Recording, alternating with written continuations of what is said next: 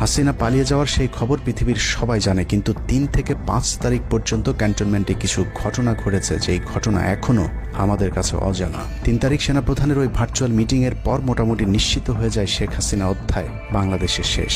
শুরু হয় ভারতের প্ল্যান বি বাস্তবায়নের প্রক্রিয়া।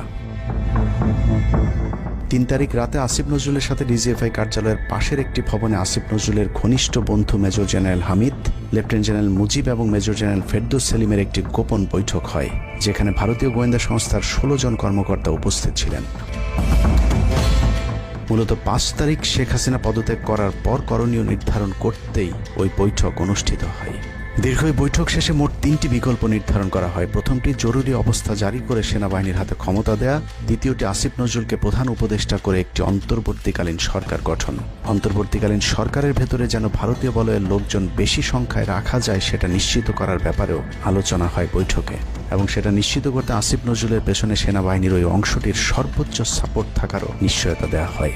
মূলত আসিফ নজরুলকে সামনে রেখে সেনাবাহিনীর মাধ্যমেই দেশ চালানোর পরিকল্পনা করা হয়েছিল ৩ তারিখের ওই গোপন বৈঠকে।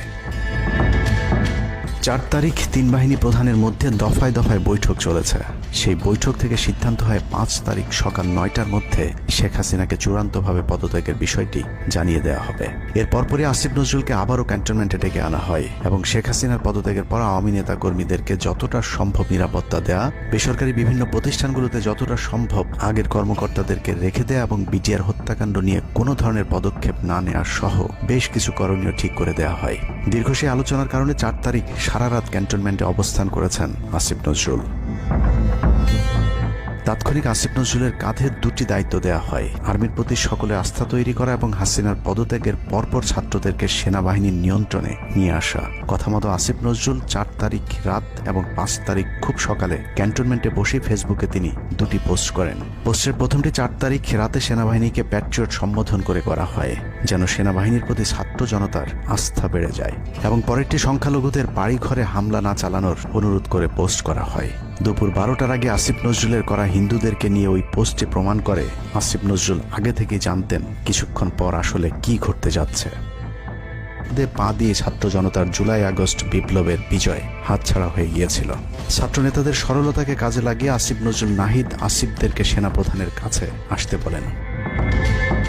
নাহিদ, আসিফ, মাহফুজরা সেনাপ্রধানের কাছে যাবার আগে আসিফ নজরুলের প্রধান উপদেষ্টা হবার বিষয়টি চূড়ান্ত হয়ে যায়।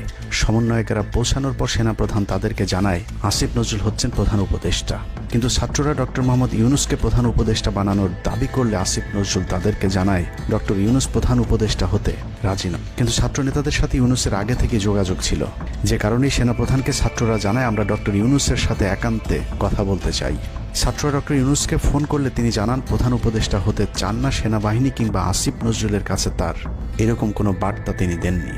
এরপর ছাত্র নেতাদের দাবির মুখে ইউনূসকে প্রধান উপদেষ্টা বানাতে বাধ্য হয় সেনাবাহিনী।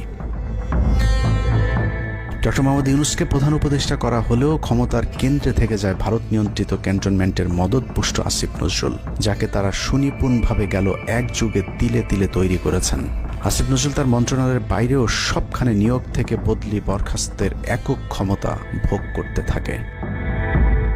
একদিকে সেনাবাহিনীর ছত্রছায়া আসিফ নজরুলের হাত ধরে ভারতীয় এজেন্টদেরকে গুরুত্বপূর্ণ সব পদে বসানো হচ্ছিল, অন্যদিকে চলছিল পুরো দেশ দখলের ভয়ঙ্কর ষড়যন্ত্র। কিন্তু ছাত্রদের চাপের মুখে আসিফ নজরুলের পরিবর্তে ডক্টর মোহাম্মদ ইউনূসের প্রধান উপদেষ্টা হবার বিষয়টি কোনোভাবেই মেনে নিতে পারেনি সেনাবাহিনীর ভারতপন্থী অংশটি, যে কারণে ৫ তারিখ রাতেই একটি ব্যর্থ সেনাকুয়ের ষড়যন্ত্র করা হয়েছিল। ৫ তারিখের পরপর ইউনূসের একের পর এক ভারতীয় আগ্রাসন বিরোধী বক্তব্যে আতঙ্কিত হয়ে ওঠে ভারতীয় বলয়, যে কারণে ৮ তারিখ শপথ নেয়ার আগেই ডক্টর মোহাম্মদ ইউনূসকে হত্যা করে সেনাকুয়ের আরেকটি চেষ্টা চালায় সেনাবাহিনীর ওই অংশটি। ৮ তারিখ ডক্টর ইউনূসের নেতৃত্বে নতুন সরকার শপথের ঠিক আগ মুহূর্তে একটি সেনা কুয়ের চেষ্টা করা হয়। কুয়ের নেতৃত্ব দেন লেফটেন্যান্ট জেনারেল মুজিব এবং মেজর জেনারেল হামিদুল হক। কিন্তু পশ্চিমা একটি গোয়েন্দা সংস্থা বিষয়টি দ্রুত সেনাপ্রধানকে জানালে জেনারেল ওয়াকার তাদের পরিকল্পনা ভণ্ডুল করে দেয়।